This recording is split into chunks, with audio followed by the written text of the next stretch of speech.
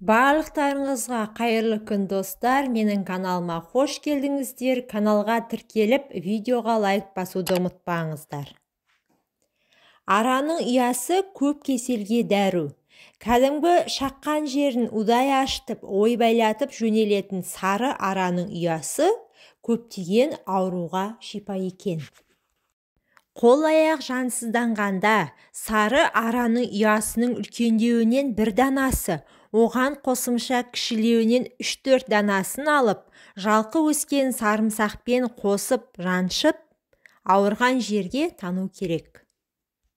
Араның ұясы тері қышымасына да пайдалы. Ол үшін ара ұясын өңделген спиртке 7 күн сылап, 8-ші күннен бастап қышымаға бірнеше рет жағады.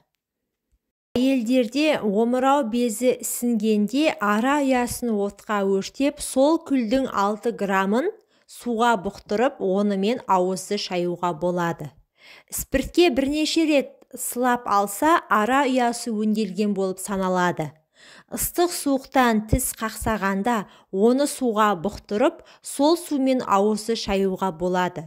Қажетті мөлшерде алып, қақсаған тіске басады. Іш ауруы кезінде ара ұясын кептіріп, ұнтақтаған соң күніне 0,3 грамнан 2-3 күн ішеді. Баланың кіндігі сыртқа шығып кеткенде ара ұясын өртеп, күлін кіндікке тағады. Араның ұясын күзде немесе қыста жинау керек. Сосын оны азырақ булағаннан кейін өлген араларды алып тастап, кептіріп қою керек. Құрамында балауыз, ағаш майы тектес зат және ұшпа май бар. Бұл ұяны құрғақ жерге сақтаса, қай кезде де қолдануға болады екен. Назарларыңызға рахмет. Менің каналыма тіркелуді ұмытпаңыздар. Пайдаларыңызға жарасын.